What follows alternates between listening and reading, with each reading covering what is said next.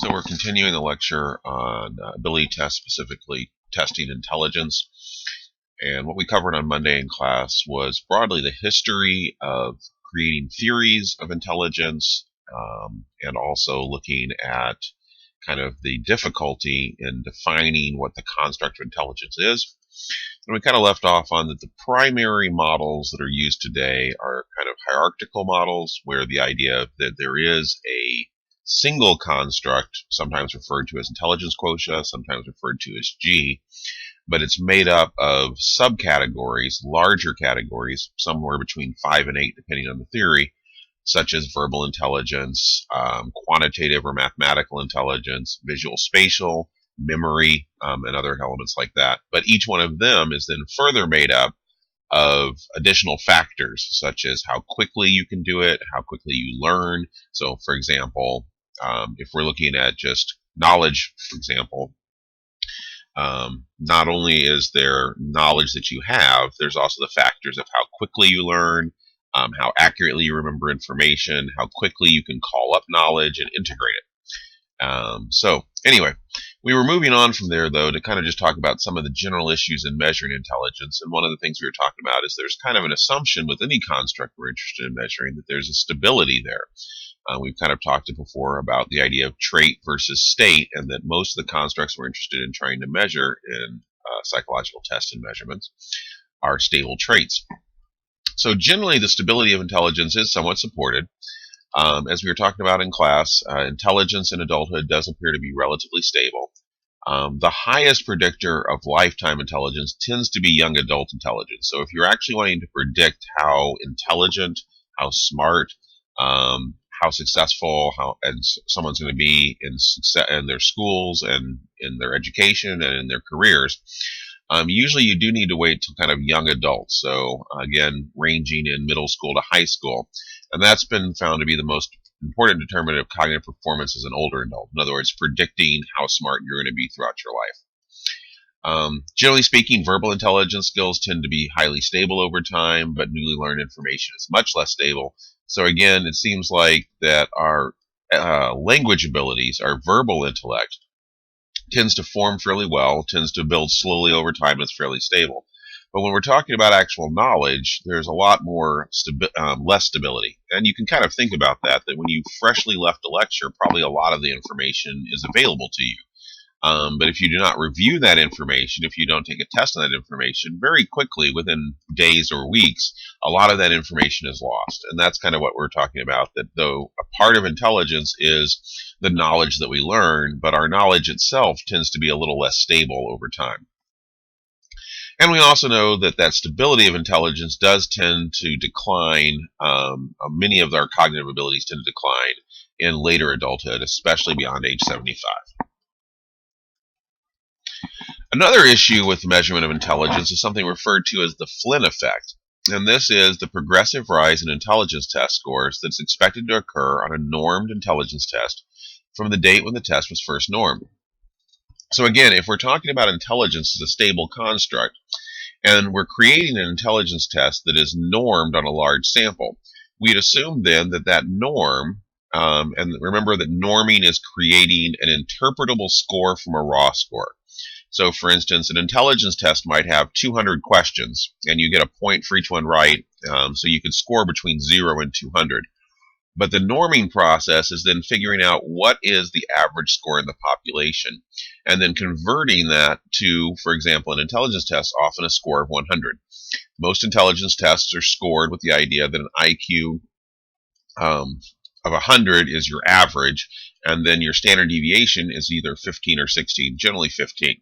So someone with 115 IQ is one standard deviation above the mean, higher than about 67% of people as far as they're intelligent.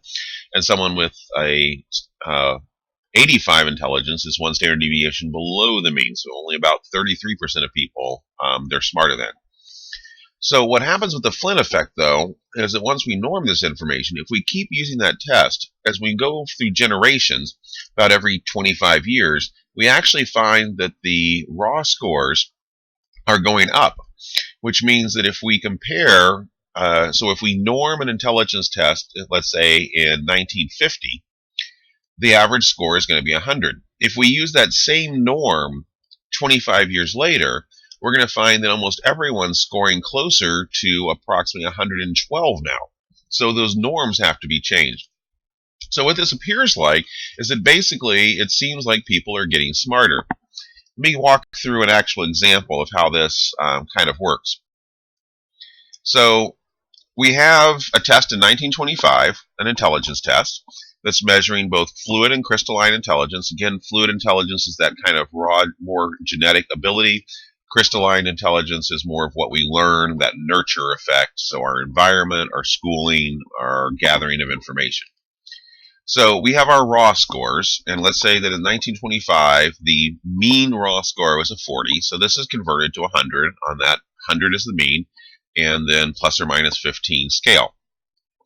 Now, if we move forward a generation to 1950, we find that the raw score that people are now scoring on that intelligence test is a 50. It's up about 10 points, which means if we use the old norms from 1925, now people with a score of 100 are no longer the mean. The converted norm score of 100 is actually a very small number of the population. In other words, it looks like the population has gone up almost 15 points in intelligence. Now, if we keep giving this same intelligence test and keep using those 1925 norms, we see this problem continue to compound. So we have to move those norms up. If we leave them alone, the norms don't make sense anymore. So we have to renorm the test because of the Flynn effect. In 1975, again, if we're looking at those 1925 norms, now 50 years old, the average raw score is now up to 60 on that test, which translates to, again, a norm score of 130. So by 1925 standards, the entire population is now on average 2 full standard deviations above the mean. So that means that the people taking the test in 1975 that are doing average on it, as far as the number of items they're getting correct on the raw score, are people that we would consider by the 1925 norms to be 2 full standard deviations above the mean, which means that we'd be assuming that they're in the top 95 percentiles. There's only about 5% of people that should be smarter than them. But in reality, they're actually just the mean. So again, we have to renorm to get that 100 to the midpoint. And as we continue this forward into the year 2000, now, again, another generation, if we're using those 1925 norms, we're now finding that the average person scoring a raw score of 70 would be figured out by the norms of 1925 to be full 3 standard deviations above the mean. So less than 1% of the population would be smarter than that person, according to the norms used in 1925. This now indicates that person is highly above the mean, and again, in order to handle this problem, we have to renorm that test to once again make a raw score of 70 now equate to 100 on our norm scale. So there's been a lot of speculation of what's causing the Flynn effect. It's clear, most people agree, that it's not that people in the year 2000 are now drastically smarter in both fluid and crystalline intelligence. In fact, fluid intelligence is primarily hereditary, which means, genetically speaking, it's not a very good argument that in 3 generations that we have developed that much genetically, that we have evolved to where our intelligence is now almost 3 times as smart as we were 3 generations ago. What's most likely occurring is an effect of crystalline intelligence. And this is also a good illustration. The Flynn effect illustrates the importance of crystalline intelligence, especially to intelligence testing. So crystalline intelligence is affected by education. So one thing we know in the United States is that the education systems have been improving since 1925, 1950, 1975 to 2000. Different techniques have been used. There's been standardized testing, and there's some argument over how successful these programs have been. But there is no question that more people are getting more accuracy. If we look at literacy rates, we see that they've been increasing. The number of people graduating high school has been highly increasing. So we have a more educated group of people. Also, crystalline intelligence is strongly affected by environment. If we look at poverty, we find that less people are living in poverty, and what it means to live in poverty is different from 1925 to 1950 to 1970 to 2000. We also look at technological advantages. Again, the ability to get information. from 1925 to 1950 to 1975 to 2000. The growth of TV, the growth of radio, the growth of the internet. All of these have provided additional resources for people to be able to gather more knowledge. Additionally, more and more people have been going to college, and more people have been getting advanced degrees as we go from 25 to 1950 to 1975 to 2000. So the Flynn effect is most likely being driven by an increase in crystalline or knowledge-based intelligence. Also, environment effects as far as health. So the healthier you are, the more likely you are able to function at a higher level, the more likely you are to gather more knowledge. And again, we also can see trends from 1925 to 2000 of increased healthcare and increased access to health. What's also further supporting this is the Flynn effect has been found not just in the United States, it's been found throughout the world, but generally it's strongest in developing countries. So countries that are in the process of increasing their education, increasing their access to information, increasing their access to healthcare, that's where we find the largest Flynn effect. And actually, recent studies of the Flynn effect in the United States have found that it's been leveling off. It's still there, but it's much smaller gains from generation to generation.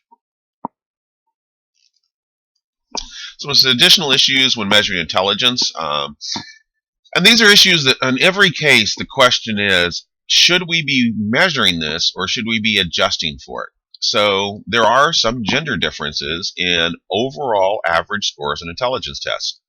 Males across the board, on average, tend to outperform females in tasks requiring visual spatial recognition. So basically, any of the tasks that require mental rotation, pattern recognition, what's the next symbol, men on average tend to slightly, and I really want to stress slightly, outperform females in these kind of tasks and intelligence tests.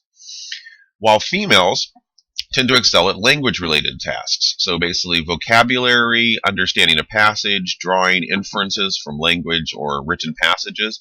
Women tend to, again, it says excel here, it is a difference on average. Women in general are better than men in general on these kinds of intelligence tests. Excuse me. But again, it's a relatively small effect, and the difference has been getting less and less as more men and women are actually being exposed to more education and more, well, again, crystalline intelligence, that knowledge-based acquisition. Some studies have actually challenged these gender differences and say that they are almost completely based on experiences. So, for instance, if you actually take men that have never actually played with like building blocks or Legos, and then test them on visual spatial recognition, you often find that they score very similar to women. And if you take women that actually, as children, mainly played with engineering toys, blocks, and Legos, they actually tend to score similar to men. So that's, again, some evidence that kind of suggests this isn't necessarily a difference in fluid intelligence. It's a difference in crystalline or nurture-based intelligence. But again, if we're using an intelligence test to make determinations of who's going to get into college, who's going to go on to get into graduate school, and also for job selection, all of those we may want to ask, is there some gender bias? Are we using a test that may result in a disproportionate number of men for spatial visual tasks or a disproportionate number of women for language-based tasks to be getting those jobs? There isn't necessarily an answer to this question. It's something to consider. And a lot of people that use these kind of tests do want to ask themselves, what are the consequences legally? So gender is a protected class in the United States for the purposes of hiring and selection. But also, do you want to use a test that's highly predictive? And in most cases, we tend to try to make sure that we lessen the effects of gender in our intelligence tests, but still use them knowing there may be a little bit of bias. Most intelligence tests definitely capture somewhat of family environment. Children thrive in a loving home where their safety and welfare are of the utmost concern, and learning and growth are promoted. So again, we go back to that model we were talking about on Monday, that we do have apparently a fluid intelligent kind of range. So there is a genetic component that basically indicates kind of the range of how low you could sink in a bad environment and how high you could thrive in a good environment. But that range is pretty large, and that's why for example, the Flynn effect illustrates how easily that range can be affected by the environment. So when we're measuring intelligence, if what we're trying to claim is we're truly measuring an innate thing about the person themselves, their actual raw ability to learn, we're often capturing also a fair amount of that crystalline intelligence, their experiences, their nurturing, their knowledge. So again, we have to ask, are we wanting to try to completely remove that as much as possible? Are we wanting to look at that as error that we don't want to capture in the test? Or are we okay with accepting the fact that we are going to be, again, selecting for people that may not necessarily be genetically or physically the smartest people, but the people that have had the best experiences? As I kind of mentioned in class, when we actually look at predicting intelligence, some big predictors include the presence of resources such as books in the home, the parents' use of language, so reading to your kids, talking, using large vocabulary, parental expression of concerns about their kids achieving, and also an authoritative parenting style. So basically, there's authoritative, there's permissive, and there's authoritative. So authoritarian parents are basically very dictatorial. Do what I say. Children should be seen and not heard from. Permissive style is basically let kids just thrive, let kids just alone, and they'll just naturally progress. An authoritative style is a style that both provides love and support, but also provides some boundaries, rules, and expectations. And that particular style also is highly predictive of basically children thriving and becoming more successful in their development, if you will, of intelligence. One of the more larger issues that is often discussed, both culturally but also legally, and within the research, is cultural differences in intelligence tests. So culture provides specific models for thinking, acting, and feeling, enabling people to survive both physically and socially and to master the world around them. So all of us have various cultures that we're a part of. Being a citizen of the United States of America makes you a part of the culture of the United States, but also your family and its background. For example, my family's German, and there's some things that we do that are kind of leftovers from that German culture. So that's another part of my cultural experience. I came from a fairly stable family with a mother and a father that were relatively happy with each other and stayed together the entire time I was raised. And I had a fairly large family, 2 sisters and a brother. That's kind of a cultural background that I have of just the family unit that I came from. Also, what state you come from, your ethnicity, gender, all of these provide kind of cultural models of your thinking and acting. So when someone designs a test, it is very hard for them to remove themselves from their own culture.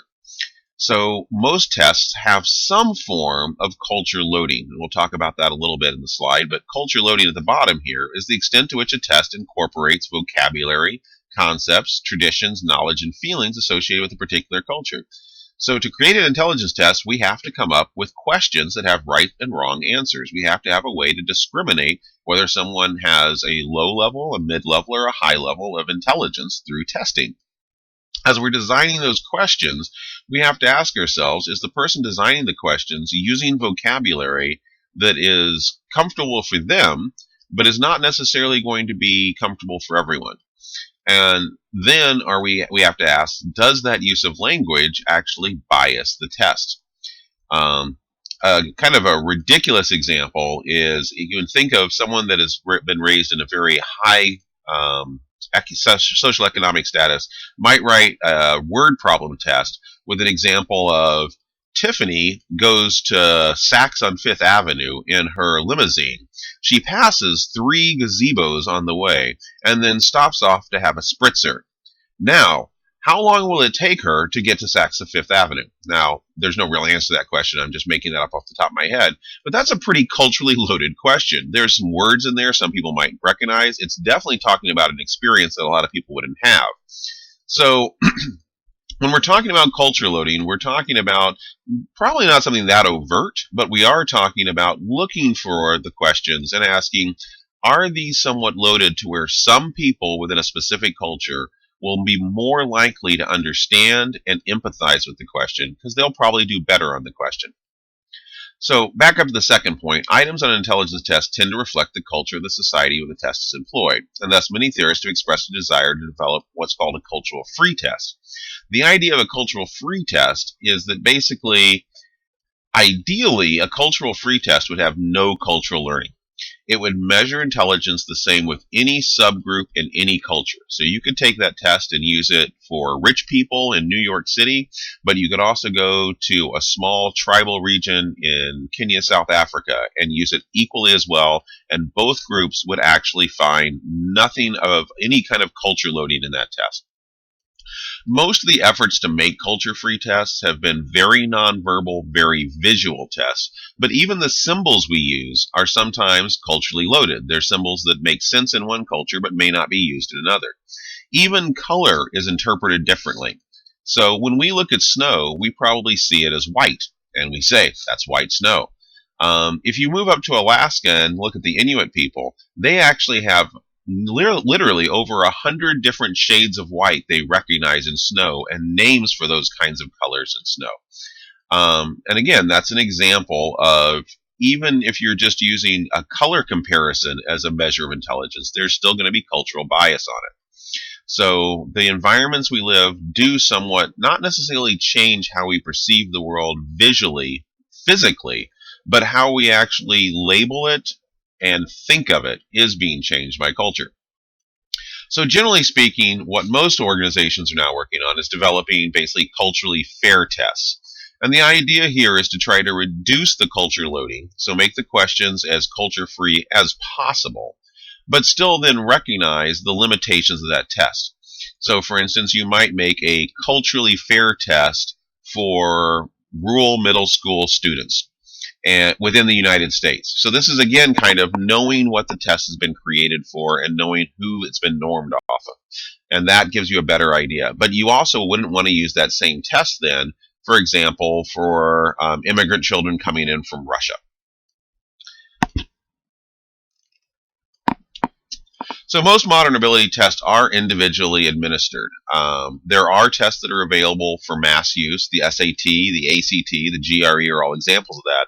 But also notice that when we were talking about our modern theories of intelligence, we were talking about a hierarchical model. We were talking about a model where you have an overall construct, G or IQ, but then you have multiple constructs, usually 5 or more, and then even further constructs under that.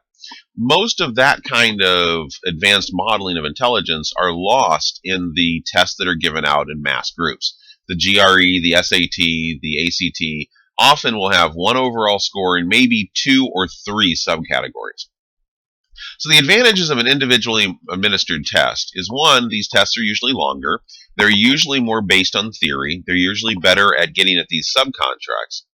Also, more methods of assessment can be used. So when it's individually administered, you don't have to rely on just a computer-based kind of multiple choice or fill-in-the-blank test format. You can actually have people do physical tasks, visual perception tasks. You can have people actually interact with objects to kind of get an idea of how they actually can apply their intelligence to the real world. Additionally, the person taking the test has the undivided attention of the administrator, so there's actually an additional value to this. And mainly that is rapport building. So the person giving the test can reassure the person about how the test is to be taken. If there's any questions about instructions, they can be answered. And generally speaking, the person can also then adjust the test based on age, gender, ethnicity, and social class, and even language skills. So being able to interpret the test questions for just what does this word mean when the word isn't necessarily what's being defined, it's just a part of the question. All of these adjustments really are hard to do when you have a standardized test that everyone's taking. Now, the disadvantages, it tends to be more time consuming. The administrator must have very specific qualifications to give the test. It requires a fair amount of training, often certification. And you also must be very familiar with that specific test given. So the payoff here is that when you use an individually administered test that has someone that's been well trained and rated on that test and familiar, we usually find it's a little bit easier to make it culturally fair because you have someone that can actually adjust the test slightly as needed to kind of adjust for some of the issues that we were talking about as far as measuring intelligence. But we also can use more methods to get a better, more holistic view of the construct of intelligence as we understand it from the models that we've talked about previously.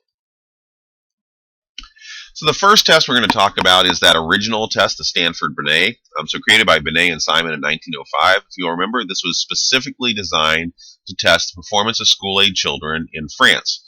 So it was the first test to successfully predict scholastic performance. So there had been attempts to make an intelligence test prior to the Stanford-Binet, and at this point called the Binet-Simon. But this was the first one that actually highly correlated with actual performance in schools. Now, we talked a little bit about how this is also a lesson in that idea of culturally norming a test or worrying about culturally fairness, because that test was then used by a lot of different people in settings it wasn't intended to.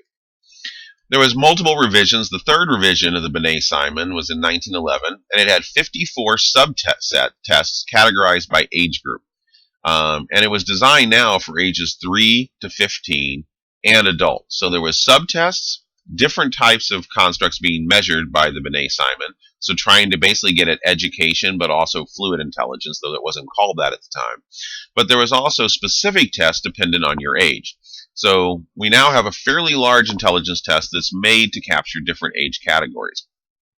In 1916 is the first actual Stanford-Binet. So Simon's out of the picture, and Binet is kind of taken a back seat, and now Stanford is actually revising the test.